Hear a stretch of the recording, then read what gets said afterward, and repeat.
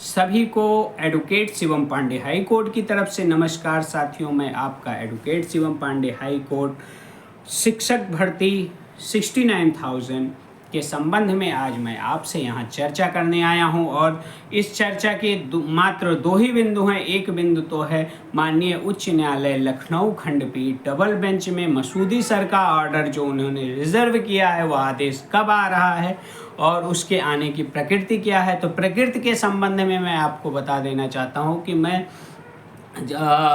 इस संडे अपने पूरा होल सोल प्रोसेस में रहूँगा और होल सोल प्रॉमिस भी आपसे करता हूँ कि फुल्ली मैं लाइव के माध्यम से आऊँगा। और इस संडे अर्थात 28 तारीख को शाम को 4 बजे 3 बजे के बाद मैं जो 4 या 3 से 4 के बीच मैं लाइव सेशन में आऊँगा और ऑर्डर की पूरी प्रकृति आप लोगों के सामने डिस्क्राइब करूँगा, हर एक पॉइंट को आपको समझाऊँगा।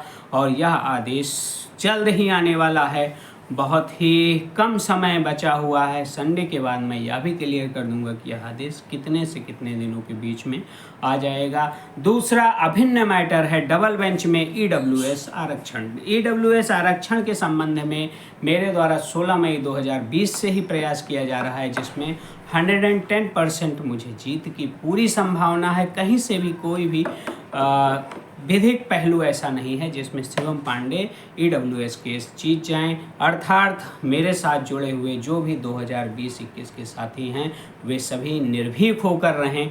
थोड़ा सा विलंब हो रहा है, इसका मतलब यह नहीं है कि ईडब्ल्यूएस केस मैं हार रहा हूं।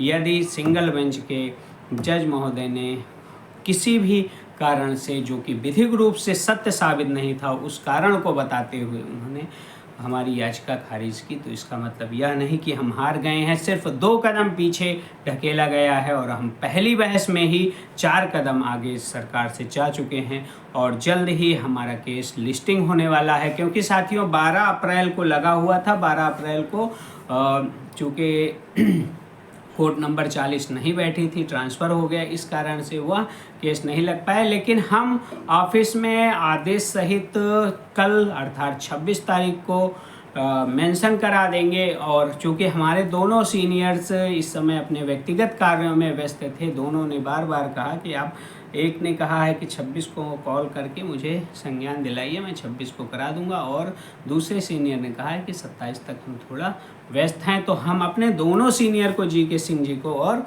अशोक खरे जी को लेकर चल रहे हैं, क्योंकि दोनों के रहने पर कुछ बहुत बड़ा एक जो इफ़ेक्ट पड़ेगा कोर्ट पे वह देखने योग्य होगा और चीज़ें सही ढंग से जो चल रही हैं उस पर बल मिलेगा। इसीलिए मैं अपने वकीलों के माध्यम से ही आगे बढ़ रहा हूँ। चूँकि खाली पैरवी करा देने से कोई मतलब नहीं है जब तक वे सीनियर्स हर एक बात का काट ना दें।